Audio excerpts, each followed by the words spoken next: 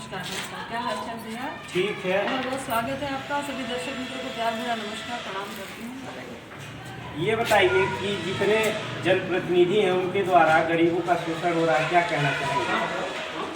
जितने जनप्रतिनिधि हैं वो सब भारतीय जनता पार्टी के हैं। जी जी। गरीबों का शोषण तो होगा ही होगा, क्योंकि लोकतंत्र को खत्म कर मोदी जी यहाँ राजतंत्र स्थापित करना चाह रहे हैं।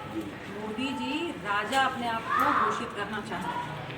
तो इसीलिए मैं कहना चाह रही हूँ जनता से कि ज़रा सी भी चूक हो गई 2024 के इस चुनाव में और मोदी जी फिर से सत्ता में आ गए तो भारत में चुनाव दोबारा होंगे भी नहीं। अच्छा। ये आखिरी चुनाव, ये आखिरी युद्ध है जनता के लिए। तो मेरा व्यक्तिगत चुनाव नहीं है, ये जनता का चुनाव है। ये समाजवादी पार्टी का कोई व्यक्तिगत चुनाव नहीं है, ये जनता का चुनाव है। तो जनता वर्सेस सत्ता का ये चुनाव चल रहा है जी। एक तरह से माना जाता है कि जो गरीब के बच्चे होते हैं उनको शिक्षा पे स्कॉलरशिप दिया जाता है सरकार के माध्यम से, लेकिन इस समय तमाम व्यवस्थाएं ऐसी हैं कि शिक्षा पे स्कॉलरशिप जो गरीब के बच्चे हैं उनको डिजिलॉकर के तमाम व्यवस्थाएं ऐसी लगा दी गई हैं जिसपे जो कि स्कॉलरशिप गरीब बच्चे कैसे, बताइए, एक परिवार में 4 बच्चे हों तो उनको कैसे स्कॉलरशिप, कोई ज़रूरी थोड़ी ना है एक परिवार में गरीब पीढ़ी के परिवार जो 4 मोबाइल रखे हों और उनको कैसे स्कॉलरशिप की व्यवस्था सरकार करा पाए, क्योंकि तमाम व्यवस्थाएं सरकार ले आ रही है लेकिन गरीब उसका लाभ नहीं ले पा रहा है। ये सरकार गरीबों की होगी तब गरीबों को लाभ मिलेगा ना। ये सरकार सिर्फ कहती है कि हम दलित पिछड़े वर्ग का है भला कर रहे हैं, इतना बड़ा बड़ा हम प्रोजेक्ट ला रहे हैं, इतनी बड़ी योजनाएं ला रहे हैं। सिर्फ न्यूज़पेपरों में आप देखेंगे, बड़ी बड़ी गोदी मीडिया में देखेंगे इनकी तारीफ होते हुए, लेकिन धरातल पर ज़मीनी हकीकत कुछ और है। प्रतिवर्ष सरकार जो है वो आवेदन लेती है नौकरियों के लिए कि हम नौकरी देंगे और हज़ारों लाखों बच्चे आवेदन देते हैं, ठीक है। उसके बाद परीक्षा नहीं होती है, किसी न किसी तरह से टाल दिया जाता है।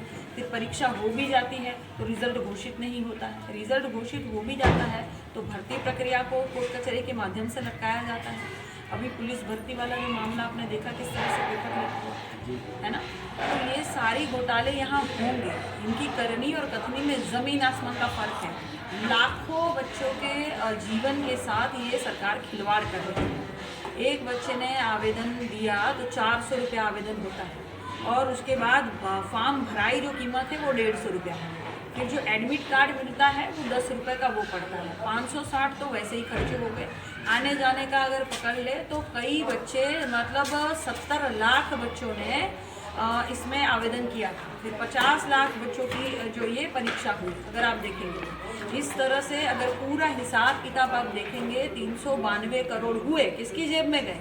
और आने जाने का खर्चा अगर पकड़ लो, बच्चे का और अन्य खर्चा पकड़ लो, और पढ़ाई तब से कर रहा है, ये सारे अगर पकड़ लो तो ये भारतीय जनता पार्टी सीधा सीधा 500 करोड़ का घोटाला कर रही है। ये 500 करोड़ घोटाला जो है वो पैसा किसकी जेब में जा रहा है, पूछिए आप। जैसे पत्रकार पूछेंगे, हमारी जनता पूछेगी, युवा पूछेगा, क्योंकि हर तबका यहाँ परेशान है। हर तबका यहाँ परेशान है, चाहे वो अधिकारी हो, अधिवक्ता हो, कर्मचारी हो, महिला हो, बच्चियाँ हो, युवा हो, विद्यार्थी हो, छात्र हो, जवान हो, किसान हो, हर कोई यहाँ परेशान है। अभी किसान भी परेशान है, आंदोलन कर रहे हैं। सरकार क्या उगा रही है उनके लिए? किसान तो अन्न उगाता है हमारे लिए, सरकार उनके लिए कीले उगा रही है, कांटों के तार उगा रही है, सरकार आंसू गैस के गोले दाग रही है ड्रोन से, जैसे कोई महायुद्ध हो रहा हो। हाँ, तो हर कोई यहाँ परेशान है। ये सरकार जो किसानों के लिए गड्ढा खोद रही है, ये सरकार खुद ही उसी गड्ढे में गिरने का काम करेगी, क्योंकि जनता इनको जवाब देगी। दूसरी बार काजल निषाद प्रत्याशी है यहाँ लोकसभा सदर से, गोरखपुर से, समाजवादी पार्टी से।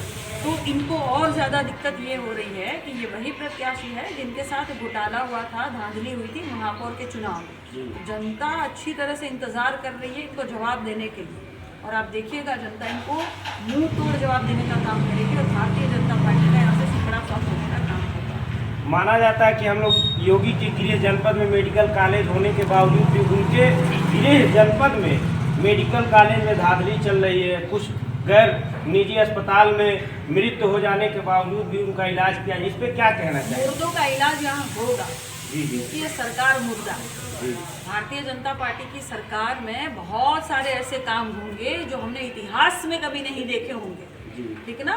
कोई भारतीय जनता पार्टी ज्वाइन न करे, अगर उनका गुणगान न करे तो तुरंत ईडी वाले लगा देंगे उनके घर, ठीक है ना।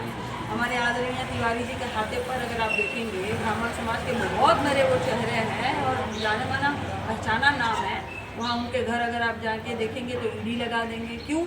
क्योंकि भाई भारतीय जनता पार्टी आप ज्वाइन कीजिए या उनका गुणगान कीजिए। अगर भारतीय जनता पार्टी के बारे में किसी ने एक शब्द बोल दिया तो तुरंत उनका अकाउंट बंद कर देंगे। पत्रकार ने अगर ज़रा सा मुंह खोल दिया तो तुरंत उन पर कोई ना कोई केस दर्ज हो जाएगा। किसी और ने अगर आवाज़ उठा दी, कोई सोशल एक्टिविस्ट, तो जाकर वहाँ बुलडोज़र चल जाएंगे। तो ये तानाशाह वाली सरकार है। मैं कह रही हूँ ये तानाशाही यहाँ कर रहे हैं, लोकतंत्र को ख़त्म कर रहे हैं और या राजतंत्र स्थापित करना चाह रहे हैं, लेकिन ऐसा कदापि नहीं होगा।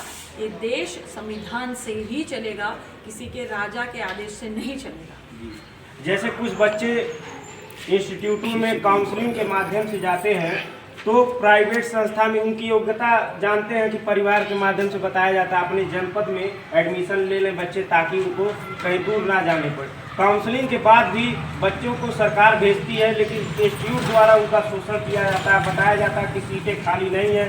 45,000 फीस होने के बावजूद भी 1.5 लाख रुपया प्राइवेट संस्था ले रही है योगी के गृह जनपद में। इस पर क्या कहना चाहेंगे?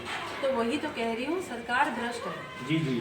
देखिए, पहली बात तो ये है कि हर नेता अगर भारतीय जनता पार्टी की तरफ से हो, जैसे पार्षद से लेकर महापौर भारतीय जनता पार्टी, विधायक से लेकर सांसद तो भारतीय जनता पार्टी, मुख्यमंत्री से लेकर प्रधानमंत्री तो भारतीय जनता पार्टी, तो है कौन जनता का?